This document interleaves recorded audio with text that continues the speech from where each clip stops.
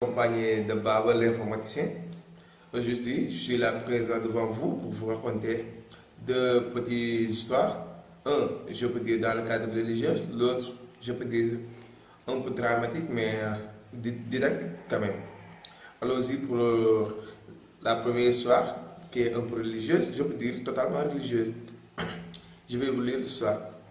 Le seul et unique, l'omnipotent, l'omniscient, l'omniprésent, comme vous le savez tous, Dieu appela son prophète aimé, bien-aimé, Mohammed sallallahu alayhi wa sallam, pour lui demander après l'accomplissement de ta mission. Satan tentera de déjouer tes plans s'il n'arrive plus à te voir sur terre, même si tu es toujours présent. Le prophète lui répond: Oh Allah, sache que par ta gratitude, que tu m'as donnée, j'ai pensé à donner en Nasaka tout ce que j'ai de bien. Dans un endroit sacré, donnez-moi la foi que seule une créature digne de son nom de prophète pourrait le trouver. Et ainsi le cas, il y aura un autre prophète après moi. Et Dieu lui répondit: Non, Mohammed, tu vois sincèrement que tu dois être le dernier prophète. Parce que je crois que j'ai tout accompli à vos actes, en vous donnant vos règles et vos lois, et tu les as bien appliquées. Donc tu es le dernier prophète. Mais comme que je ne te refuserai, donc je vais faire en sorte de créer un être, je peux dire, presque prophétique. De ce fait, Dieu dit à Mohammed: je vais faire un jeu appelé le cache-cache. Et sachant que quand je lui montre ton chemin, il va le trouver. Aujourd'hui, je vous pose la question. Après peu d'explications, que pensez-vous qui est cet être? Dieu a dit: ta couche, et sachant que je lui montre ton chemin, il a déjà beaucoup gagné et beaucoup prouvé. Du coup, il possède beaucoup trop pour être humain. Qu'est-ce que je vais faire de sa forme? C'est Dieu qui se pose la question. Il se pose la question: qu'est-ce qu'il doit faire de la forme de l'être qui va suivre le prophète? Il se le dit: quand tu es commande, mais je peux le faire humain, mais des qualités supérieures. Je peux dire respectueux, attentif, courageux, sans peur. Je le nomme Sahaba et Waliou. Voyant, aimer, apprendre, aime éduquer, aime donner, aime sauver et aime pardonner. Je le donne le grade d'ange. En outre, je crois que s'il gagne tous ces grades, donc il va devenir un prophète. Mais non, je ne vais pas le caractériser d'un prophète.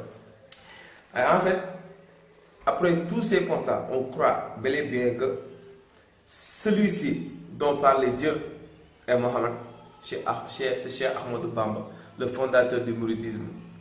Et dans ses saintes écritures, il y a des parties qu'il dit, si, bien sûr, il a dit que le prophète l'a tout légué, juste, même le prophète l'a tout légué, même il a donné son nom, et après il dit, le prophète l'a donné jusqu'à avoir terminé tous ses biens, il lui propose de l'amener envers Dieu. Sur Wasirtu, il dit que tous les Sahaba ont réuni tous leurs biens et leur a donné. Quand il disait Wasirtu bi Rabi al Zidil Judi wa Safi Mala Mustafa wala Aya Khadim al Mukhtar la Tansa Sabahu Faman Yansukhum. Il a bien dit que tous les prophètes et tous les Sahaba ont réuni tous leurs biens et m'ont leur légué. Donc, je vous demande, qui est Cheikh Ahmadou Bamba, le fondateur du mouridisme? Merci. Et en fait, si vous êtes prêts, on va enchaîner directement avec l'autre histoire. Je peux dire qui est un peu touchant, mais vous savez bel et bien qu'on est en Afrique et chacun a vécu des moments de détresse et des moments de famille. Je vous explique. Mais heureusement, moi je suis avec mon grand-père. Je suis Peul du côté de mon père, mais du côté de ma mère, je suis shérif et saucé. Je vous raconte cette grande famille, comment je l'ai vécu. Pendant cette grande famille, mon grand-père m'a donné un sac de riz, une bouteille d'huile, autant pour moi, des sachets de biscuits. Elle me dit: Mohamed va déposer ça dans la porte de nos voisins. Je lui ai dit, mais grand-père, pourquoi partir le donner directement? Il m'a dit, non, non, Mohamed, ne pas faire, il ne faut pas faire ça.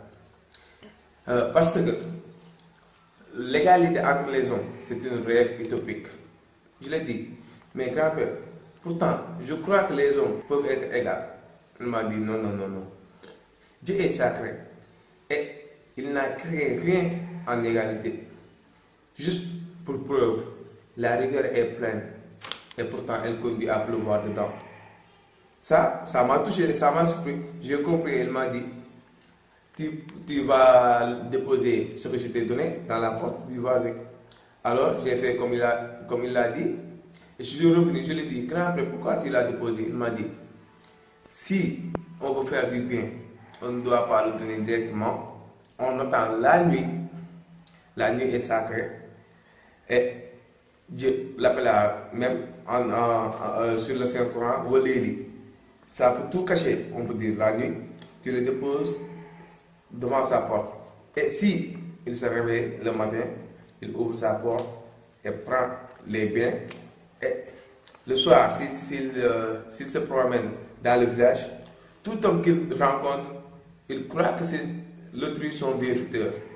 Et c'est de ce fait qu'on tisse les liens de familiarité et le respect, sans pour autant ôter la dignité des moins nantis. C'est l'histoire de mon grand-père. Et merci beaucoup pour cette première édition.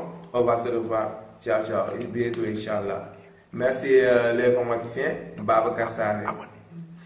S'il vous plaît, si mes histoires vous touchent, je vous demande d'abonner sur ma chaîne. Vous allez recevoir beaucoup plus d'informations, Inch'Allah. Merci beaucoup.